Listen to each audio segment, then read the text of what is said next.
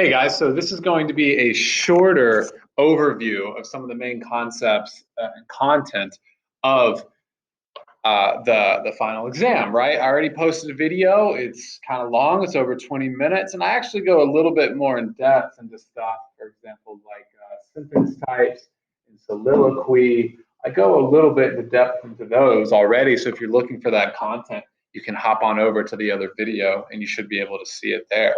But now I just want to do a real quick general overview to touch base for those of you that just kind of want more of the gist. So you'll be asked to read literary texts, passages out of literary text. One of these texts is a play, an ancient Greek play.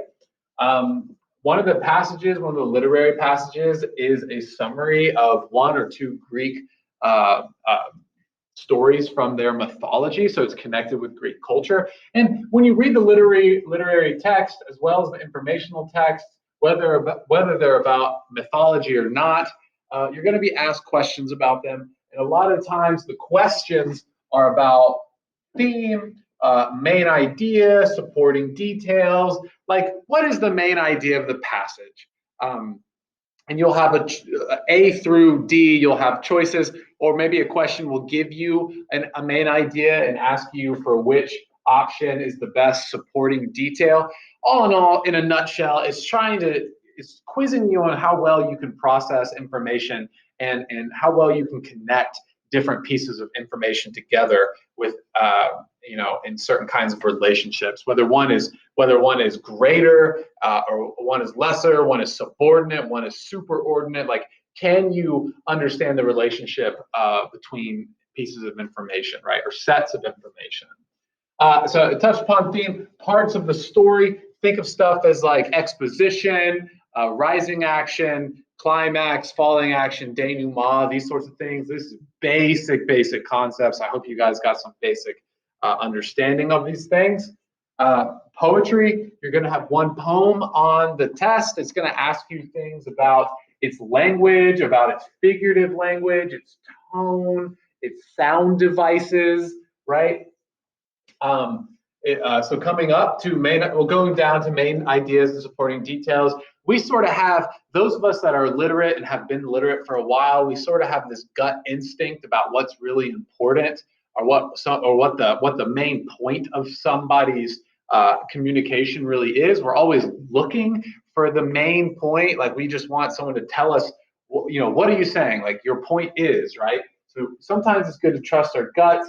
Supporting details, are going to be like what you're using to give credence to what you claim, what information you're offering in support of the views that you offer. So any of the texts that you read, whether literary, informational, whether poetry or mythological, you could be asked questions about the main ideas and the details that sort of support these ideas. Okay. Figurative language definitely connects to poetry and literary texts. It also connects to speeches. You're going to be asked questions about the effect of certain figurative language or figures of speech, and that connects with tone and diction. Diction being the conscious choice that the writer makes to include this word or this set of words over and against this word or this set of words. That would be diction.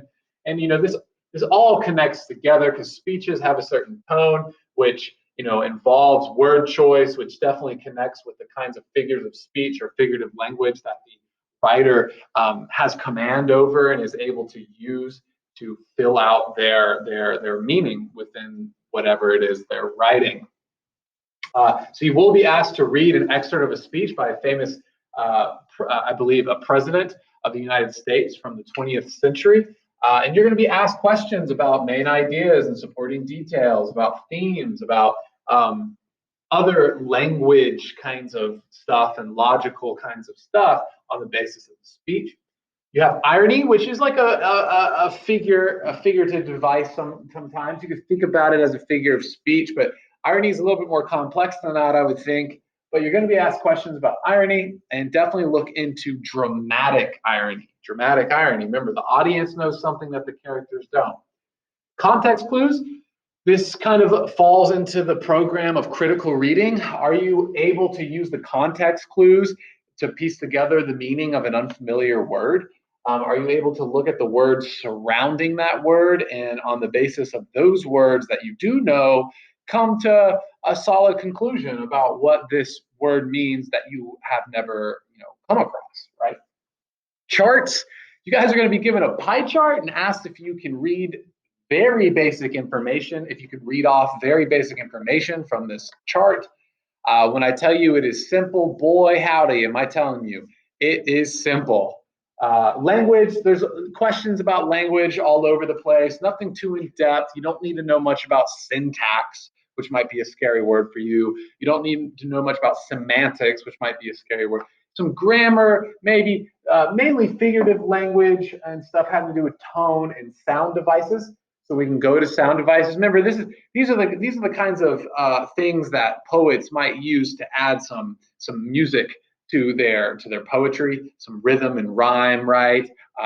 Alliteration, right? Sally sells seashells by the seashore. Keep in mind alliteration.